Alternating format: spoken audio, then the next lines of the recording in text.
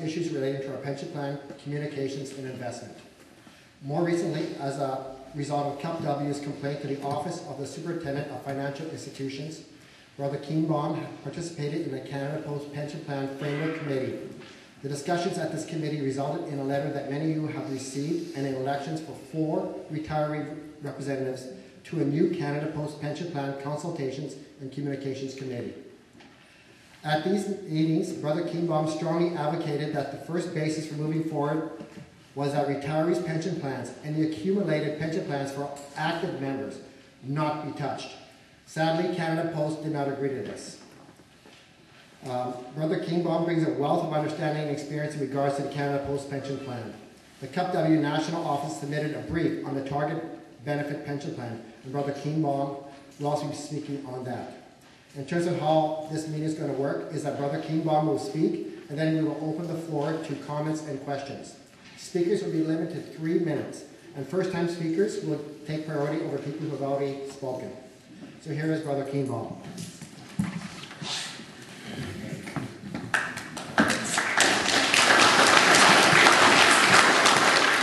Well, thank you, brothers and sisters. It's a pleasure to talk to longtime CUPW activists who are now retirees, and I'm sure you've carried your activism on into your retirement years. And as Marion spoke about the fight back against Canada Post's 5-point plan, which is essentially elimination of door-to-door delivery and reduction of services, increasing of the price for the reduced services they're delivering, as well as closing down the corporate outlets. It's obvious that this is a political battle. When asked about Canada Post's 5-point plan in the House of Commons, the government likes to say, well, it's an arm's-length corporation, and we allow it to make its own decisions in order for its financial sustainability, and Canadians don't want to pay through their tax dollars to ensure that Canada Post continues. However, some of the times that Lisa Raitt responded in the House of Commons about the cutbacks, she said, it's our plan, indicating that really it is the Conservative government's plan in respect of Canada Post. And what is the Conservative government's plan? Well, I think their plan is closely integrated with the new trade agreement that they've signed with the European Union, in that I'm not sure that the government has protected the post office in those negotiations, protected it from privatization and deregulation, which is the standard in the European community. So all of the post offices in the European community have had to meet the European directive, which was to privatize and deregulate their post offices. And while the negotiators on the EU agreement told us that they had reserved the post office as a reserved area, an area not to be touched in the negotiations, we have yet to see the fine print of that agreement to assure us that, in fact, that isn't in the government's plan going forward. That being said, it's very necessary for us to ensure that Harper's government is not returned in October of 2015. That, in fact, we get this government out of office, and we can then work with our allies in government in order to at least stop what's happening right now. I'm not sure we'll be able to roll it back, but we need to stop what Canada Post is currently doing in the cutbacks. Now, with respect to your pension plan, there's $19 billion in your pension plan right now. And that certainly is enough to fund the ongoing or the current liabilities of the plan. And where the government and Canada Post management likes to point to the solvency deficit as a problem for the corporation, it's only a problem due to government policy. First of all, It's a result of the low interest rate policies adopted by the government. When they're doing a actuarial valuation of a plan and deciding what the solvency deficit is, it really is determining the amount of money that's needed to pay the current liabilities of the plan is closely, it's absolutely tied to the current interest rates. And when the interest rates are low, it creates a huge deficit for the plan. And when interest rates are high, the deficit is reduced. So, and it's also government policy in respect of imposing a solvency evaluation on our pension plan. There are some jurisdictions across Canada where public service pension plans out of municipalities or government agencies are not subjected to a solvency evaluation.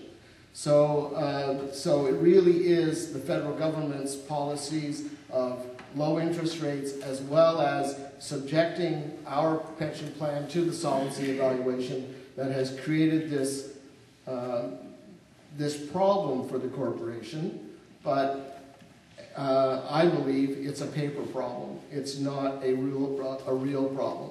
It is a real problem if the corporation or if the government decides that they will privatize the corporation and sell it off, and then it will become a private sector pension plan, in which case the rules around evaluating pension or private sector pension plans would absolutely apply to ours. But at the moment, that's not the case. And as well, our pension plan is made up of a number of different components.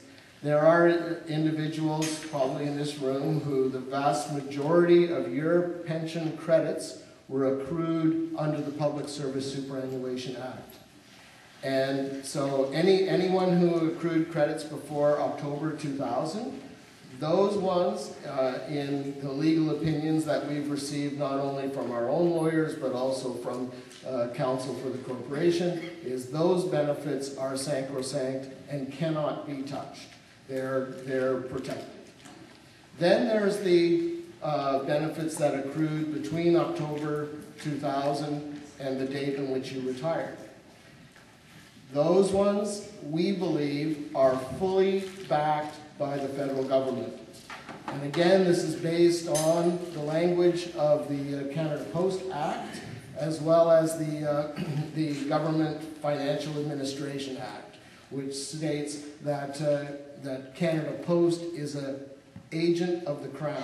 So, as an agent of the Crown, even though it's a Crown corporation, all of the liabilities that accrue to the corporation are the responsibility of the federal government.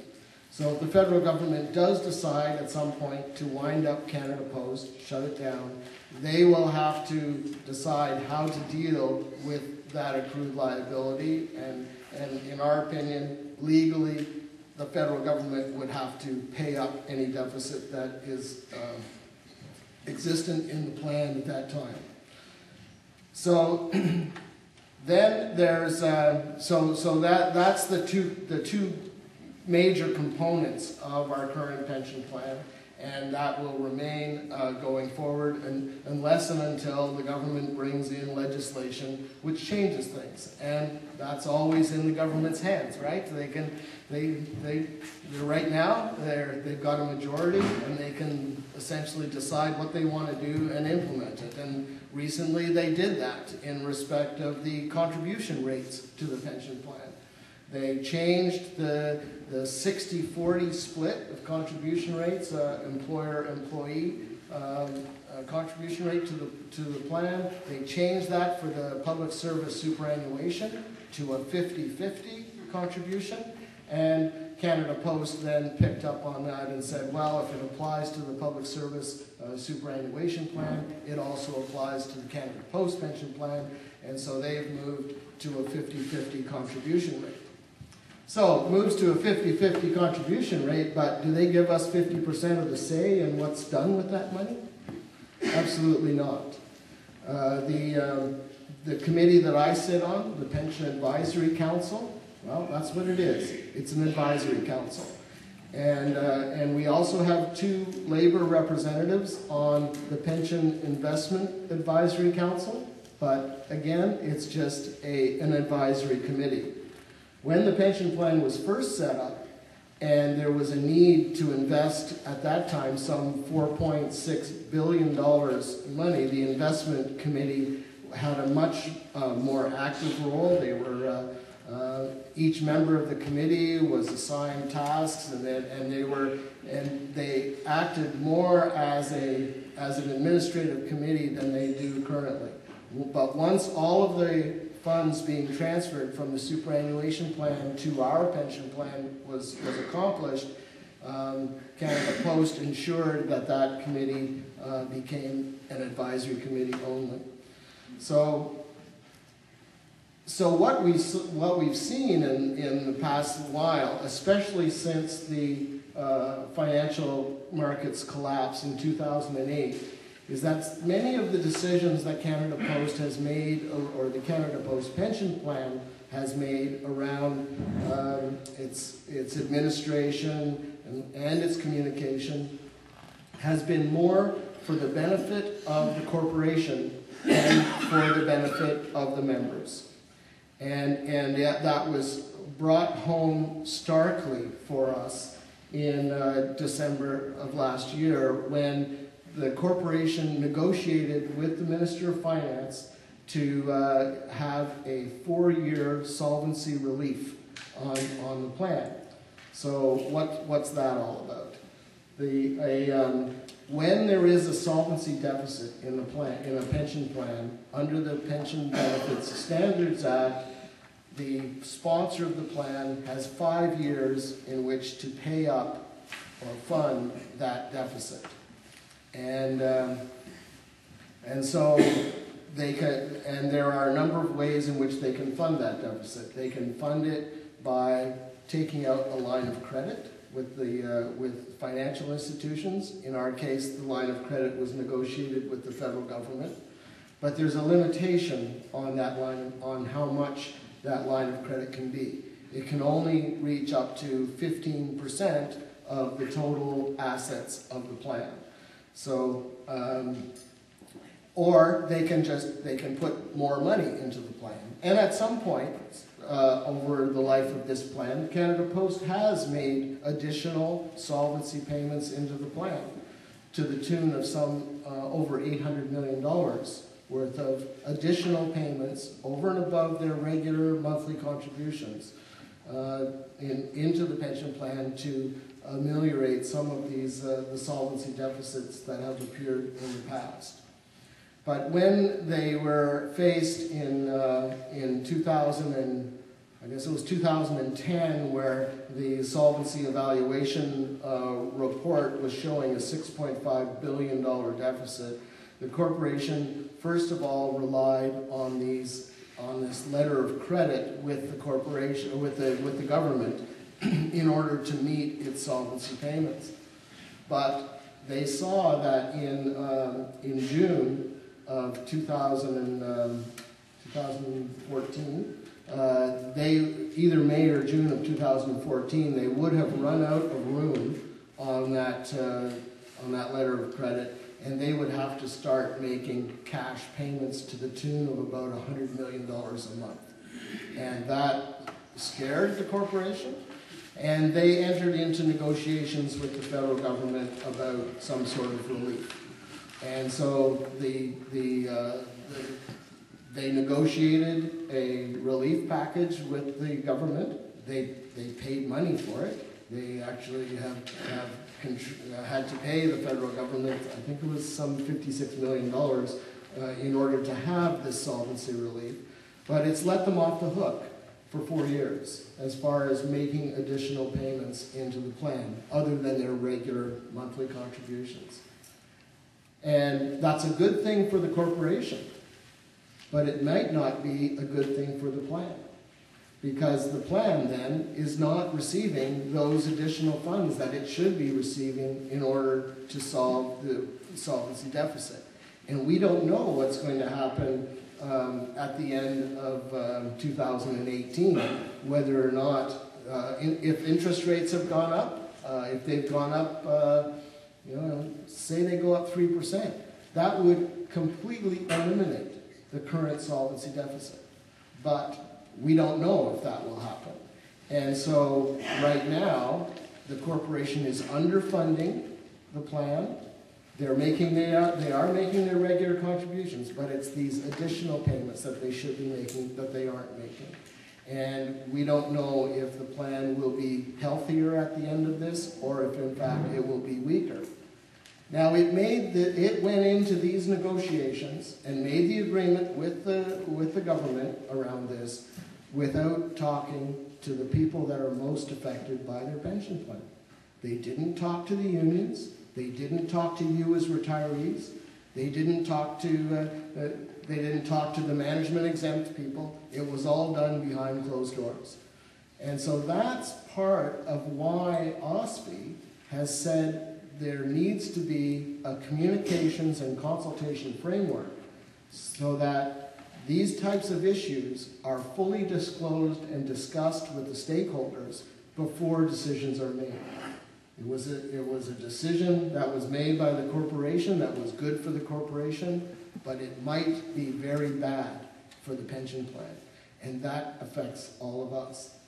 And so we should have been involved in those discussions, and perhaps there would have been other solutions that might have come forward. But right now, we're stuck with what the corporation negotiated. The other thing the corporation has done in its communications, and I'm sure you've noticed it in the various letters you've received from the pension plan or directly from Canada Post, is they always put the doomsday scenario slant on whatever they're talking about, and preparing the groundwork for individuals to accept perhaps there needs to be a reduction in benefits at some point down the road. And it's insidious, but it's constant. And I would caution people, when you're reading these communications from the corporation, realize where that communication is coming from and what the motives are behind the words that are being put on the paper. And Marion mentioned the framework committee that we worked on this past summer, and that was one of the issues that we brought forward. And we even people on the management side who drew people's attention to the way in which words were used to raise concerns and create fear among people, when in fact, in our opinion, it's not a crisis situation. It's a serious situation, and I think we need to look at what can be done for the future, but we certainly don't have to, at this point, be looking at reduction of benefits. Now, Marion mentioned the target benefit plan proposal that the federal government has floated for the federal sector. And we've seen in New Brunswick where the government, along with the unions, agreed to conversion of defined benefit pension plans to target benefit plan. There was a reduction in benefits to the current retirees there. And the retirees have banded together and have launched a court action against what's been done in New Brunswick. And we certainly hope they're successful in their court action, because in CUPW's opinion, you don't touch the benefits of individuals who are already retired, who have no ability whatsoever to make a different decision about retirement or not. And even those, like as Marion said, we also oppose changes to the benefits available from the accrued benefits, because someone like me, who's got at convention, I'll have about 32 years worth of contribution to the pension plan. What opportunity do I have to say, enhance what my retirement income will be if there's a decision that future benefits or the past accrued benefits are reduced, so that what I receive in the future isn't what was bargained in the original plan. So as far as the reduction of benefits, Marion talked about the ancillary benefits such as survivor benefits. I think the one that's most subject to change or reduction is the indexation of benefits. And that's something that we've seen in a number of different situations where agreements have been reached to adjust the indexation provisions of pension plans such that indexing will be provided only when funds are available to actually implement the inflationary increase. And in many of those plans, even though that provision has been brought in, there has still been inflationary increases given. Okay? Perhaps not at the 100% level, but at least there have been inflationary increases. And in very few cases have years actually been skipped in respect of providing the inflationary increase. So, however, when you retired, you had the knowledge that you were receiving a particular level of benefit, and as the CPI went up, you would receive those increases for the rest of your lives. And that's what we need to protect, and that's where we're, in the position that we put forward at the Framework Committee. That's what we've said to them. Whether or not we can actually achieve that is up to a number of things. First of all, as I started out, we need to get rid of this current government. And secondly, we need to ensure that when there's negotiated changes to the pension plan, it's only for future benefits of the currently active members. Not that it doesn't touch the accrued benefits of active members, and absolutely doesn't touch those benefits achieved by the retirees. But we may end up having to be in a very strong battle in order to protect that. I recently attended a summit meeting in Toronto. It was called the Second Annual Summit on Changes to Pensions. And it was very interesting. There were a wide range of topics covered in respect of pensions, and none of the speakers, except for one, who was Dave Coles, talked about that there might be an impact on current benefits of retirees. But none of the other participants touched on that topic, and I don't know if it was because they intentionally avoided it or because there's a common belief among pension experts that that is the last thing that you should ever touch. So we'll see what happens when Harper brings down the legislation for target benefit plans in the federal public sector. You might have seen actually recent news stories about the public service pension plan and the type of investment shenanigans they've been doing in order to avoid paying tax in Europe. So this government really doesn't walk the walk. It might talk the talk, but it doesn't walk the walk. They accuse corporations of tax avoidance measures, and then they participate in that same sort of shenanigans in respect of investing the public service pension funds, and so it really does point to the hypocrisy of many of our politicians.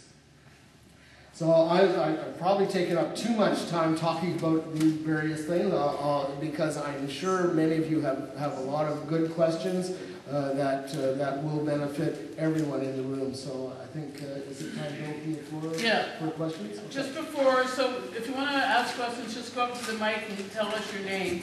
But I just have a couple of comments. All the pension plans that the BC government runs, like for BC government employees, for all the municipal employees, like, you know, New West, everywhere, they're not covered by solvency evaluation. So in BC, all the provincial government pension plans, the 4 big ones, teachers, etc., they don't have the solvency evaluation. 2 is just recently in the Senate, there was a debate about the target benefit pension plan. And it's very, very clear that they're going to introduce that legislation very soon. We don't know exactly when. No, Harper doesn't phone me up and tell me, hey, Mayor. But it's going to happen fairly soon. So you need to be aware of that. So please come up and speak. The idea is to, you know, to share and to learn. So, and you know, I know some of you. I know that, you know, you all have questions. So come on. Hi, my name is Laura Bartlett. I tried to go through this. The mic's on. The mic's not on. Is it not on? I'm hearing. I don't know how to turn it on. Gary. Gary doesn't know how to. Yeah, I think it is now. Can you hear me? Speak closer. Okay. How's that? How's that? Okay. I tried to go through this report. I did email Marion also, and I did consult a financial analyst that I know who's a friend. He was very suspect of the accounting methods that Canada Post is using, because it even does say in here that if they use standard accounting accepted methods, we are actually not in an ongoing, not the solvency, but the ongoing deficit is not actually a deficit. And the other thing he was really questioning was that we should get our own actuary, because he said those actuary statements are yo-yoing around. They should be a known amount, and they affect our plan by at least 5% every year. So that was my 2 questions. Okay, so the union has engaged our own actuaries. It's an actuarial firm out of Quebec that works only for unions, and has been very beneficial for us in our discussions, first at negotiations 2 years ago, as well as these ongoing consultations. In respect of the accounting methods, the corporation is required to move to what is called the IFRS, which is the International Financial Reporting System, which is different than the GATS, which is generally accepted accounting practices, or GAPS, the general accepted accounting practices, which was the old standard. So yes, they have moved to the IFRS, and that has created some of the deficit calculation, because what they have to do is instead of recording their book value of investments, they have to record the current market value of any investment. So the current market value of an investment might be significantly less than what they bought it for, except that if they allowed that investment to mature, it actually would be worth much more. So, and that's especially true with bonds, where you can buy bonds that are going to give you a certain rate of return if you allow them to mature, and so there's a it's sort of a level thing until you actually cash them in, and then you get the return on the investment. But if you sell those bonds early, it's often at a rate that's less than what you bought it at. And that's why the IFRS, or one of the reasons the IFRS skews the accounting of the pension plan.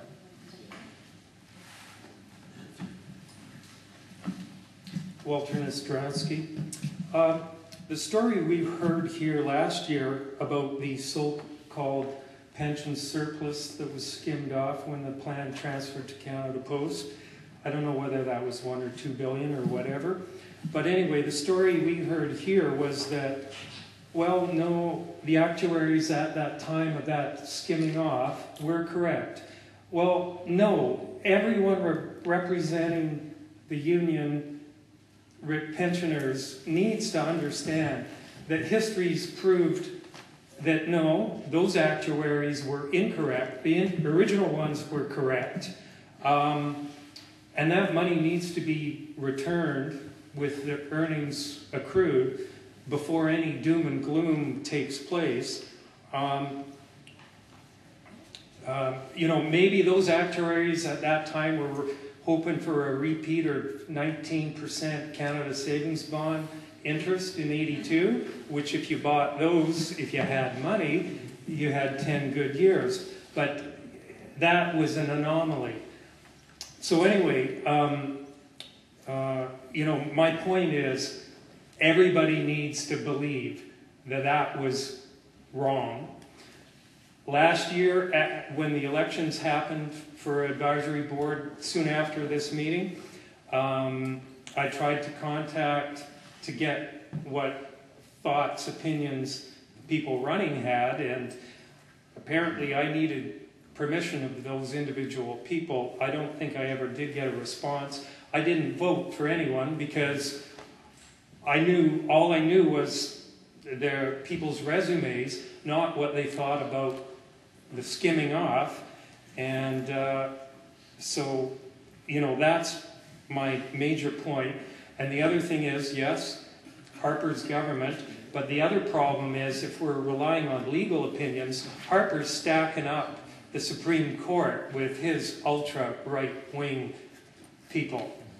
So, we need to get that money back and then see where we stand.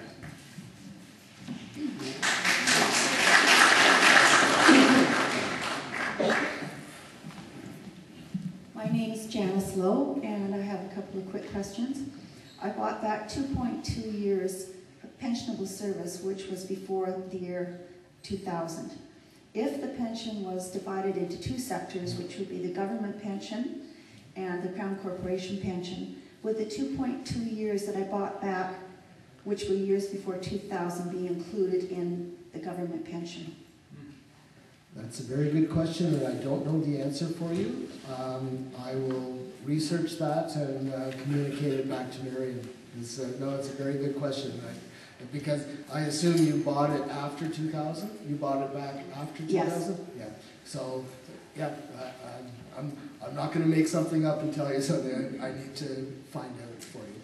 And the second question I have is, there were quite a few of us took the pension course through the management sector as well as the union, but the management sector, which was conducted by Neil McClure, Neil Sharp. Neil Sharpen.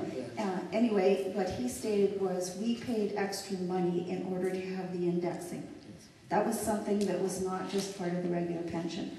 So my question is, if we did pay more in order to have that extra benefit, how can they legally take that away from us? Well, I certainly, that's another good question. I guess, I guess the pensioners in New Brunswick are asking how their benefits have been legally taken away from them. And it really was through government action. So,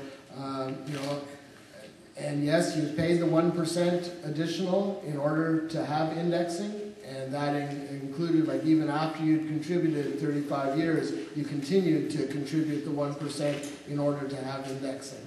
And that certainly would be an argument to use that it is a benefit that is untouchable.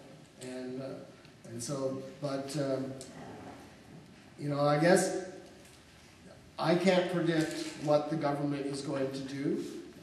And so we need just to be vigilant about what the proposals are that come down and ensure that when the legislation is brought forward on target benefit plans, that everybody is aware of what is being proposed and be able to make their views known to the government about whether or not it should be accepted.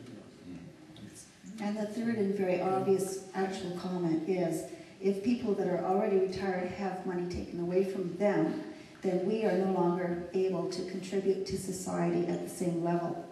So therefore, it's not a benefit, it's a negative. Absolutely. I agree with you 100%. The other thing that has been pointed out by a number of actuaries, actually. In fact, the president of the International Federation of Actuaries lives here in British Columbia. His name is Robert Brown.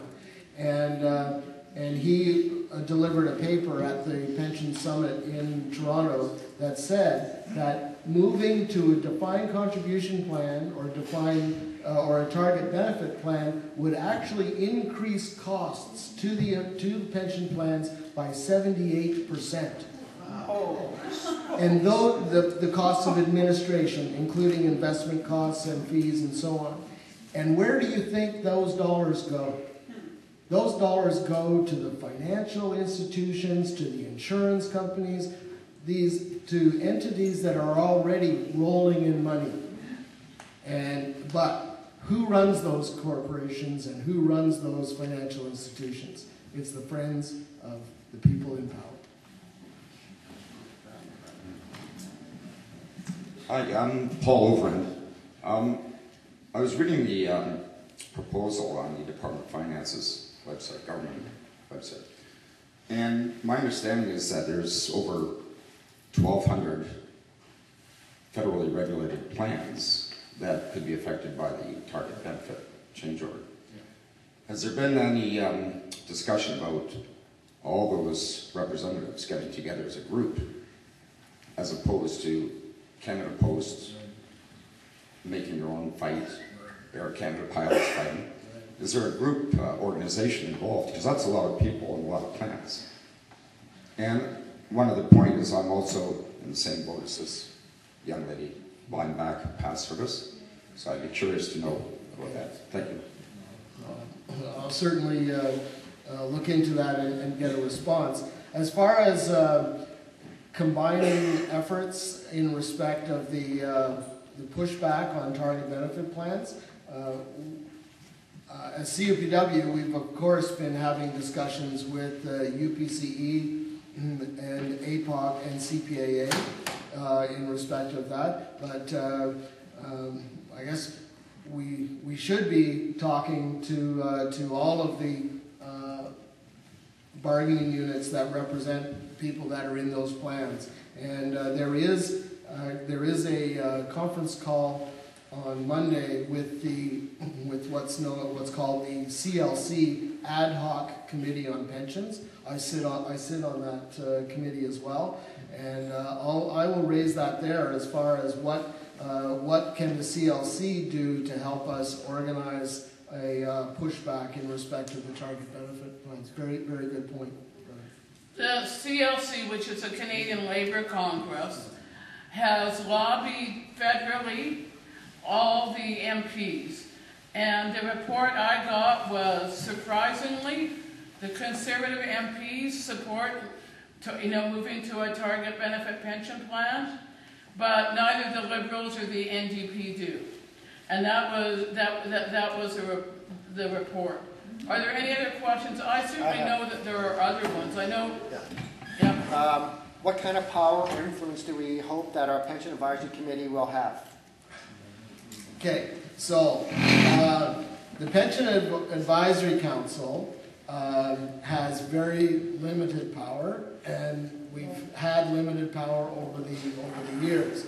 I believe, however, the Communication and Consultation Committee, which is the committee that's being formed now, because of the pressure from OSFI, is going to actually have more power in respect of what is communicated to the stakeholders of the pension plan, when that communication happens and what the and the tone of the communication that goes out.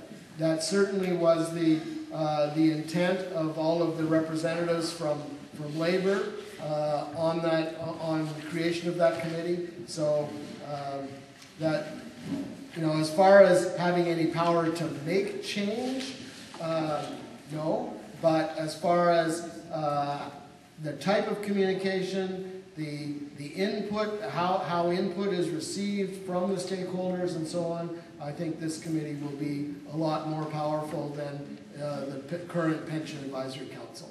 So I just want to say two things. One is Zaria, who's out back. We have a petition opposing target benefit pension plans. The one thing I forgot today was a clipboard, but we're going to pass it around and ask you to sign them. We have extra ones in the back table if you could take and pass around. But we will be having elections in the you'll be getting notice of, you know, elections for people for this retiree reps for this new consultation and communications committee. And because we were mindful of what people like Walter were saying, we've asked that they get a longer statement, and it talks about not only who they are, but what they stand for. But there is a sort of a group of retirees who are talking nationally, and we're looking at sort of endorsing some candidates. I don't know everyone who's running, but I know some very good CUPW candidates right now, and I'll tell you who I do know who's probably running, who are good people. One is the former CUPW National President, Jean-Claude Perrault. And he does know how to say no to Canada Post, right? Really well. And so he's going to run, and so we're hoping he'll be elected. Another person who's running is Sister Lynn Boo, who used to be our first and second national vice president. And she knows about pension plans because she was a negotiator. And in 2003, she negotiated that all part-time hours to the pension plan, up to 8, you get are pensionable. Because for those of us who work part-time so after January 1st, 2004, all the hours part-timers work are pensionable. But if you work part-time before January 1st, 2004, even if you worked 8 hours every day and you were a part-timer, you only, your scheduled hours are pensionable. So she knows about that, so she's running. There's a guy who's been very involved in CUPW and who's very strong advocate from Quebec, Jacques Beliquet, who's running. He's been on our national executive board. He's a good guy, and he's got he knows how to deal with the employer, and he can yell at the employer, and he's got a good sense of humor. The only time he yelled at me was when I gave him a chocolate bar, and I did tell him it was a chili chocolate bar. And he really yelled. And the last person I know who's running is Elaine McMurray, and she's a longtime union activist in Ontario, and among other things, she has started a similar committee to this in the London area.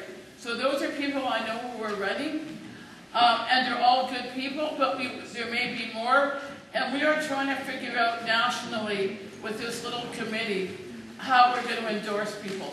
So that's why it's so important that we get emails and stuff, because we will try and send out letters to people saying who we endorse.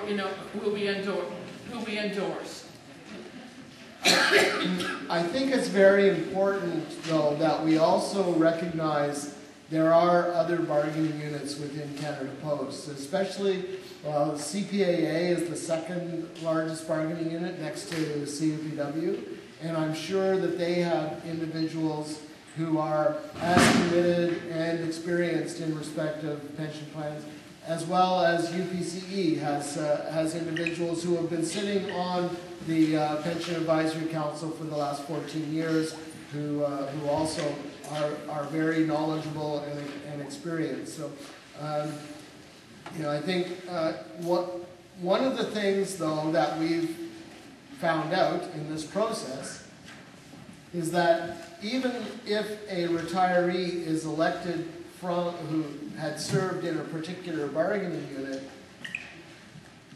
they legally are not representing that bargaining unit at this communication consultation committee. They are representing retirees as a whole, and not limited to just what their first allegiance might have been, whether it be CUPW, CPAA, or UPCE. And so, one of the criticisms that was leveled at the National Executive Board when we appointed appointed Marion as a retiree representative on the Framework Committee, and the other bargaining units appointed their retiree representatives to that same committee. The criticism from many retirees was, what gives you the right as the bargaining agent to appoint someone to represent me, because I'm no longer really a member of CUPW, APOG, CPAA, or UPCE, and that was a dilemma. But I think we fixed that in respect of the election process. There will be 4 retiree representatives on this committee, and they will be elected from the retirees as a group, without respect of or regard to former bargaining unit. Okay, I have a question that somebody just recently asked me, which is about the target. If legislation is changed and we have the target benefit pension plan, is our pre-2000 service protected? I would say yes, and I would also say that the implementation of any target benefit plan is subject to negotiations and could only be implemented through the negotiations process. And the position that CUPW has always taken in respect of negotiating changes in respect of retiree benefits is that it never affects the current retirees. It's only for those that are currently employed under that collective agreement for when they do retire. And I don't see CUPW changing its orientation in that regard in the future. Excuse me, I'd just like to address what you just said. This was a rumor, so I don't know if it's factual or not. I was told that there's a possibility that Canada Post could put out a threat. In other words, if everybody doesn't go for the target pension, using the solvency issue, they could say, well, you might not have a pension at all in 10 to 15 years if you don't go along with the target pension. Have you heard anything to that in that regard? Not officially. Again, these are rumors in the back channels. Canada Post will use whatever tactic they believe will get them the result that they want to get. And we've seen that in respect of the negotiating the solvency relief for the 4-year period. We've seen that in the communications that they send out to not only the active employees but also to retirees about the dangers facing your pension plan.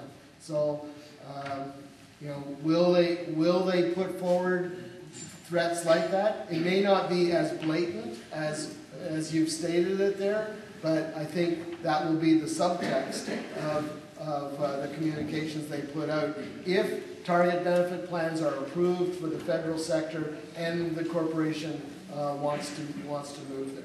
So I'm going to give a couple more comments, and then I'm just going to give a brief update on some issues, and then Lori's going to come down. My name's Judy Green. I just wanted to ask, I'm not currently retired, but close. I have 31 and a half years in, and I've got my 55. But as far as this legislation going through, I mean, Marion, you're saying it could go through what, this fall? It could be introduced this fall. Introduced? So if it's introduced, how long could it take, and would we get any notice? Or like, do I get out tomorrow, or how long do I have? Or yeah, no, actually that's a good question, and what we've seen in other pension plans where there have been changes to future benefits is that there is a date set by which it will be implemented, which gives individuals that are currently employed time to make their own decision about what's best for them. And I suspect, I would think that the corporation would have to do something similar in respect of that. Even in our own negotiations, in the last collective agreement, where there was changes to retiree benefits, the actual date of the change was 3 or 4 months after the signing of the collective agreement, so people did have the opportunity to make their own decision about whether they wanted to get out early and take advantage of the current provision, or if they felt that they could wait and make their pension larger but take the hit on the cost of the premiums for the extended health care plan. So, Gord, you gotta come down here. Up loud. And you spoke about New Brunswick and target potential. Who was that and how that can negotiate? Okay, so it was the New Brunswick government in negotiations with the unions that represent provincial government employees. That's and it wasn't just one union. It was a number of unions that represent various bargaining units working for the provincial government. And so, oh no, come on.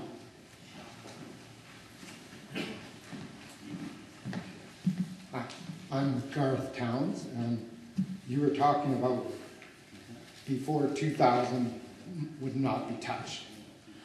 Between after 2000, does that mean it'd be 2 separate pensions? It could be. That could be a scenario down the road where you would receive, if they implemented a change that affected indexation, you could receive and it was implemented, and then several years down the road there wasn't funds to give a full 100% indexation on your full benefit. They would hive off the amount that you accrued prior to 2000, apply 100% to that, and then the residual would be on what you accrued after October 2000. So that has happened in other pension plans where you could have 2 or even 3 different levels of benefit depending on how much you'd accrued by certain dates through your employment. Hey, George. Hey, Trick. Trade Fraser Valley West local. You actually touched on one of the points I was going to bring up, and that was respect to the You gotta bring the mic up to you. pre-October 2000 pension plan. Even if it's savable completely, it's also going to have a big impact on the actual total money you're going to receive if they divide it into 2 pieces. Because not only are you dealing with fewer years, you're also dealing with best 6 years at a much lower rate than if you're retired, say, in 2010. So that can have a big effect on it. My second point, more optimistic one. Yeah. It's true that the Tories have been stacking the Supreme Court with right-wingers. It's also true that since 2008, every time somebody has taken the Tories to the Supreme Court in a fight, the Tories lost. So it's not all hopeless.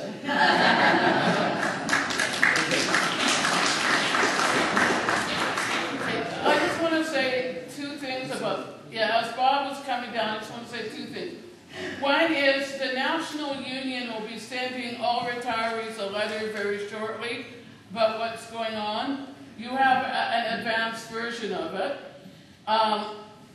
And you'll be getting you should be getting another letter before the elections talking about, who the retirees who some of the retirees are supporting. So that's important. The other thing is when they've restructured other pension plans in the federal sector, OSFI, which is the Office of the Superintendent of Financial Institutions, has made a point that if 30% of the retirees object, the changes can't go through. So this is one reason why we need to keep as retirees, we need to keep retirees informed, and we need to be able to be in contact with retirees. Because if that happens, we're going to have to say, no way, and we're going to have to find ways of showing our displeasure. So that's really important. So people should know that. Now, who knows what OSFI will rule now, but that's what they ruled in the past. Bob, you were coming down? I went to sleep. You mentioned that you wanted to get the majority alternative for us, or the good thing for us, is to get rid of the present federal government. Okay, we're going to have an election, a federal election, in less than a year. I'd like to see the national office send out some literature to the members and the retirees that are disadvantaged if we vote conservative. In other words, let's have some election literature sent out to the members so they get a better idea of who to vote for.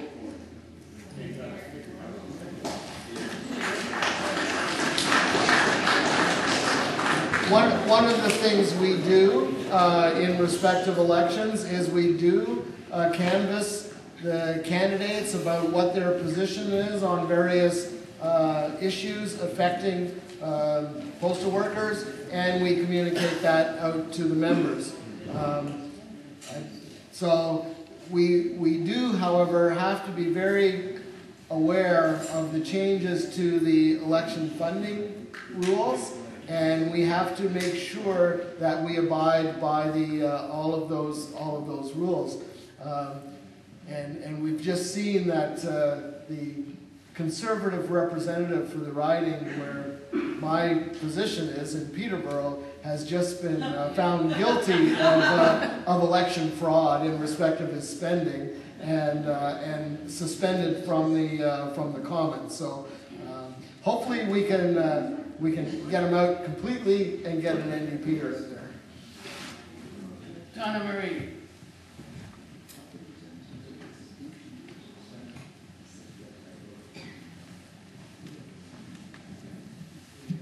My question is, what is the position of the Federal Liberal Party in regards to our pensions, and what is the position of the NDP in regards to our pensions? Okay, so as Marion said, both the Liberals and the NDP are opposed to introducing the target benefit plan in the federal sector. In respect of other issues around the post office, we've been unable to get the Liberals to commit to paper opposition to the 5-point plan, or at least the fact that they would scrap the 5-point plan if elected. We certainly have the NDP on side with respect to that, but it was a Liberal government that imposed the moratorium on the closure of post offices when the Conservatives were supporting the closure of post offices leading up to a federal election. Liberals were elected and brought in the moratorium, so stopped the erosion at that point. So, but as I said, we've been unable to get them to put to paper a position. So, while Lori is coming up, I just want to give updates on some other issues. Okay, one. With my eagle eye, I notice a lot of people here who wear glasses. No, this is important because our 4-year period for glasses ends December 31st, 2014. Which is very, so if you have not used your $400 allotment for glasses, or all of it up before December 31st, 2014, I suggest you do. No, and starting January 1st, 2015, well, January 2nd, you go back to you can get another new pair of glasses, right? Because another 4-year period begins in 2015. So it's really, if you wait and you haven't used up your entire allotment, or you haven't got glasses in the past 4 years, you might as well do it, right? So I suggest people do it. If you don't know, because a lot, including me, I don't know how much I've used in my, in this 4-year period, you can phone up Great West Life and they'll tell you. Isn't everything based on individual prescriptions from the last time? It's 4 years from the last time? No. It's a fixed 4-year period. Oh. Trust me, I know this really well. So people should do that. And so I suggest, I think we may have a run-in optometrist, but at classes place, but it's important, right? Second, as people, in terms of BC Med,